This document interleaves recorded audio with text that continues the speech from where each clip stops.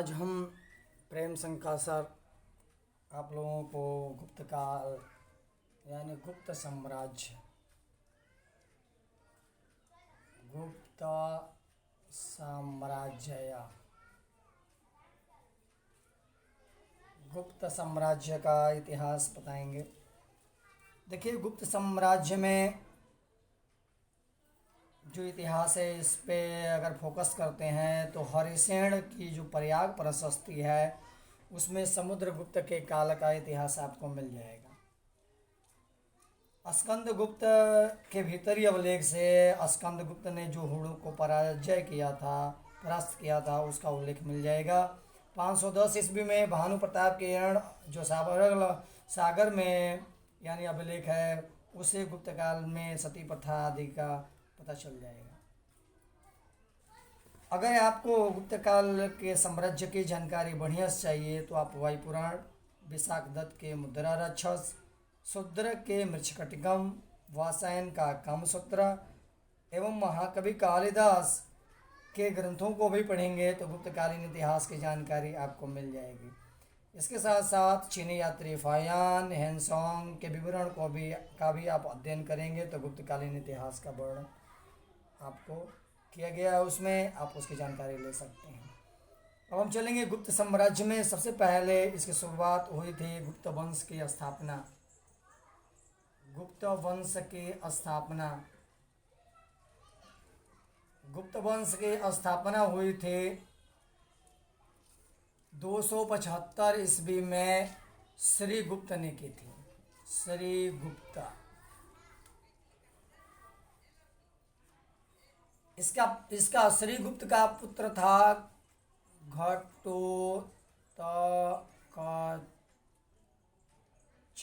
घटोत्कच।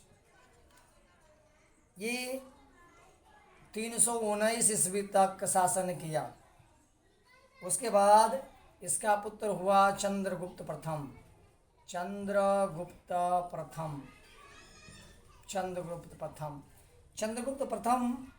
गुप्त वंश का सर्वप्रथम शक्तिशाली शासक था। ये 319 ईस्वी यहाँ तक है। 319 ईस्वी से शुरू किया और 350 ईस्वी तक इसका शासन लगभग चला। इसने गुप्त संवत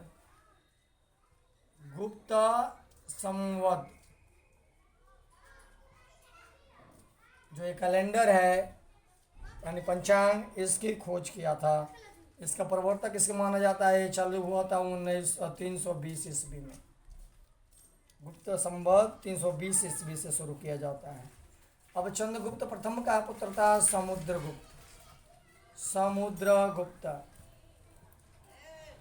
समुद्रगुप्त जो था इसको पराक्रमण भी कहा जाता है। 350 ईस्वी से शुरू किया इसका शासन और 375 ईस्वी तक चलता है। चंद्रगुप्त की पत्नी लिच्छवी देवी से ये पैदा हुआ था। हरिसेन की प्रयाग प्रशस्ति में इसे दिग्विजय कहा गया है, यानी समस्त पृथ्वी को जीतने वाला। प्रयाग प्रशस्ति में इसका उल्लेख किया गया है। तो कुछ उल्लेख हैं समुद्रगुप्त के बारे में। प्रयाग प्रशस्ति में किन किन राज्यों को उन्होंने जीता उसका हम वर्णन करते चलते हैं।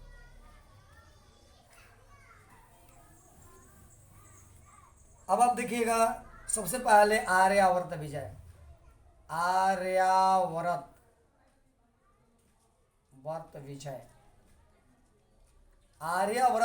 में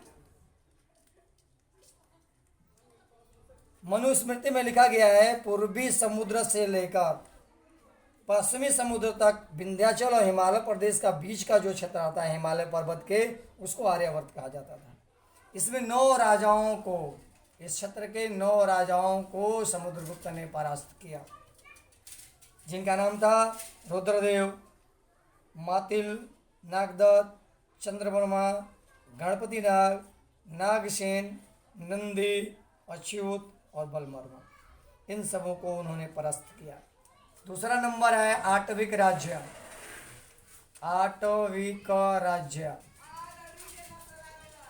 राज्य पर विजय प्राप्त किया। फ्लिट महोदय का कहना है कि उत्तर प्रदेश के गाजीपुर जिले से लेकर मध्य प्रदेश के जबलपुर जिले तक 8वीं राज्य विस्तृत था। इनमें राज्यों की संख्या 18 थी, इसमें 18 राज्य शामिल थे। 18 राज्यों के राजाओं को समुद्रगुप्त ने जीत लिया, उन्हें अपना सेवक बना लिया। अब होता है दक्षिणापथ विजय। दक्षिणापथ विजय, दक्षिणापथ विजय। दक्षिणापथ विजय में उत्तर में विंध्य पर्वत से लेकर दक्षिण में कृष्णा तुंगभद्रा नदी तक का जो क्षेत्र था वो दक्षिणापथ कहलाता था।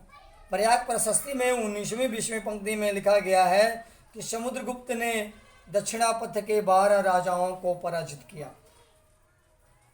12 राजाओं को पराजित किया। कौशल के महेंद्र राजा, महाकांतक का व्याघ्रराज, केरल का मट्टराज, पृष्ठपुर का महेंद्रगिरी, कोट्टूर का स्वामीदत्त, एरंडपल का दमन, कांची का विष्णुगुप्त, अवमुक्त का नीलराज और बेगी हस्तिवर्मा, पल्लक का अग्रसेन, देवराष्ट्र का कुबेर और कुशस्थलपुर का धनंजय, ये सभी राज्यों को जीतकर उन्होंने स्वग्रहण यानी मुच्छानुग्रहण की नीति अपनाई और उनसे उपहार कर प्राप्त कर राजा को राज्य लौटा दिया। अब चौथी है सीमावर्ती राज्य। सीमावर्ती राज्य, सीमावर्ती राज्यों में समतट, कामरू, डवाक, कर्तिपुर, नेपाल के 5 सीमांत राज्यों पर भी उन्होंने विजय प्राप्त किया। इस तरह से कुल पश्चिमी और उत्तरी पश्चिमी सीमा पर 9 गणराज्यों को उसने जीता। ये गणराज्य थे मालव, अर्जुनायन, यौधेय, मद्र, आभीर, प्रार्जुन, सनकानिक, काक और खरपरित। इनको परास्त कर उसके बाद 5वां नंबर आता है परराष्ट्र नीति। परराष्ट्र नीति, परराष्ट्र नीति में समुद्रगुप्त के प्रयाग प्रशस्ति अभिलेख में 23वीं और 24वीं पंक्ति में बताया गया है कि समुद्रगुप्त ने कुछ विदेशी शक्तियों के साथ संधि की। पहला, आत्मनिवेदन, मैत्री का स्वतः प्राणिक प्रस्ताव। दूसरा है कन्योपायन, यानी कन्या का उपहार देना और उनसे शादी विवाह कराना, संबंध बनाना। दान, स्थानीय वस्तुओं को भेंट करना। और चौथा है गरुड़ मुद्रा में अंकित राज्याज्ञा पाने की याचना करना। ये तो हो गया समुद्रगुप्त का। नेपोलियन की तुलना समुद्रगुप्त से की जाती है। विसेंट स्मिथ यानी बी स्मिथ ने कहा है कि समुद्रगुप्त दिग्विजयी था, उसकी तुलना फ्रांस के सम्राट नेपोलियन से किया है। समुद्रगुप्त को भारत का नेपोलियन कहा जाता है। समुद्रगुप्त को भारत का नेपोलियन कहा जाता है, लेकिन नेपोलियन को यूरोप का समुद्रगुप्त कहा जाता है। लेकिन नेपोलियन दिग्विजयी नहीं था, इसलिए नेपोलियन को यानी भारत का नेपोलियन कह दिया जा सकता है, वो अलग की बात है। लेकिन नेपोलियन को समुद्रगुप्त नहीं कहा जा सकता है, क्योंकि नेपोलियन अपने जीवन के अंत समय में हार गया था। अश्वमेध यज्ञ समुद्रगुप्त ने कराया। सिक्के पर वीणा से पता चलता है कि वो संगीत प्रेमी भी था।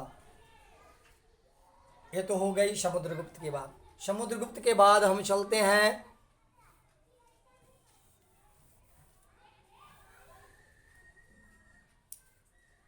अब इसके बाद आता है रामगुप्त का समय। रामगुप्त जो इसका पुत्र था। रामगुप्त एरण सागर के अभिलेख में पता चला कि कायर राजा था। शासक ने इसे परास्त कर दिया, अपमानजनक संधि किया। इसकी पत्नी ध्रुव देवी को शक राजा को भेंट करना था। रामगुप्त के छोटे भाई चंद्रगुप्त द्वितीय, जिसे विक्रमादित्य की उपाधि बाद में दी गई, जो राजा बना, उसने क्या किया, ध्रुव देवी का छद्म वेश बनाकर और शक राजा को मार दिया, अपनी कुल की मर्यादा के अच्छा के, और बाद में अपने भाई की भी हत्या कर अपनी भाभी ध्रुव देवी से विवाह कर लिया। उसके बाद चंद्रगुप्त द्वितीय विक्रमादित्य की उपाधि धारण कर 375 ईस्वी से 414 ईस्वी तक शासन किया। यह बहुत ही महान शासक था। यह समुद्रगुप्त के प्रधान राजमशी दत्त देवी का पुत्र था। विक्रमादित्य की उपाधि धारण किया। नागकुमारी कुबेर नागा से विवाह किया। अपनी पुत्री प्रभावती, उसकी पुत्री का नाम प्रभावती गुप्त था, जिसका विवाह वकाटक नरेश रुद्रसेन द्वितीय से किया। वकाटक तो कोई सहायता मिल गई। दिल्ली में कुतुब मीनार के समीप जो लौह स्तंभ पर चंद्र बनाया गया है, यानी लौह स्तंभ, वो विक्रमादित्य राजा चंद्रगुप्त के समय में ही बनाया गया था। इनके दरबार में 9 रत्न रहा करते थे। 9 रत्न। चंद्रगुप्त के दरबार में 9 रत्न और 9 प्रसिद्ध महामंत्री थे, जिसमें पहले थे शंकु, उसके बाद छपड़क, घटकपाल, बेताल भट्ट, वारामिहिर, भैरुचि, कालिदास, अमर सिंह और धनवंतरी। खुद चंद्रगुप्त द्वितीय विक्रमादित्य वैष्णव धर्म को मानने वाला था। पाटलिपुत्र और उज्जैन में 2 जगह राजधानी बनाया। फाहिवान इसके समय भारत आया था। 399 से 414 ईस्वी तक भारत में रहा। इसके बाद आता है नंबर कुमारगुप्त। कुमारगुप्त, इसका समय है 415 ईस्वी से शुरू होता है 455 ईस्वी। 455 ईस्वी तक ये शासन करता है। ये चंद्रगुप्त द्वितीय का पुत्र था। इसके काल में बहुत शांति थी। रेशम काटने वाली एक सैनी के अभिलेख में पता चलता है, मंदसौर में, कि राजपाल सूर्य वर्मा इसके राजमालवा के पश्चिमी मालवा में इसके राजपाल बंधु वर्मा ने सूर्य मंदिर का निर्माण कराया था और विष्णु का पूजक था। उसके बाद स्कंदगुप्त जो था वो भी बहुत अच्छा शासक था। इसने जो कारनामे किया उसके लिए इसे बहुत ही उपाधि दी जाती है। कुमारगुप्त का पुत्र था। भारत पर हुण जब आक्रमण किए तो उसे परास्त करने वाला पहला एशिया और यूरोप का पहला वीर था जो हुणों को परास्त किया। जूनागढ़ अभिलेख में पता चलता है सुदर्शन झील की मरम्मत इसी ने कराई। उसके बाद सागर के हिरण अभिलेख में भी इसके बारे में कुछ वर्णन किया गया है। यह रही गुप्त काल के शासन व्यवस्थाओं में प्रधान सम्राट होता था, वही न्यायाधीश था, वही सेनापति था। उसके बाद अमात्य मंत्री होते थे। उसके राज्यों का विभाजन हुआ था।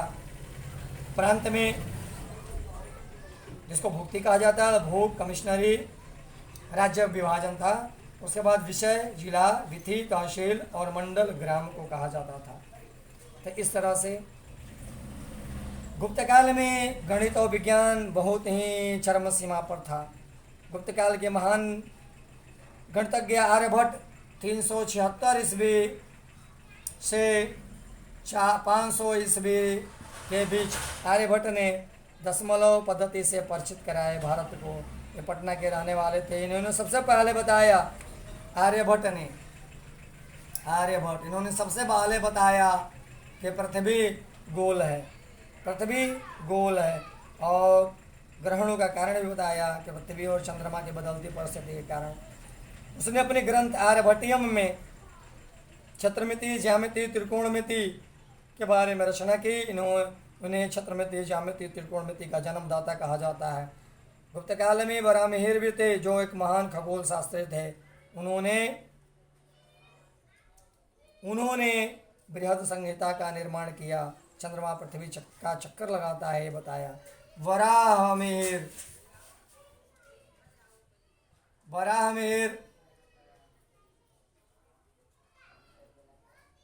मगध के निवासी थे, लेकिन उज्जैन में आकर बस गए थे। चंद्रगुप्त द्वितीय के समय में धन्वंतरी एक महान वैज्ञ थे।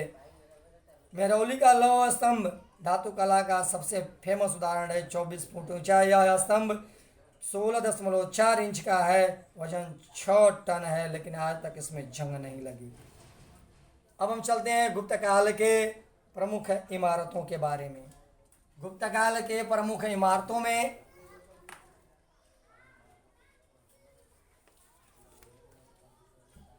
एरण का विष्णु मंदिर, यह उत्तर प्रदेश सागर में है।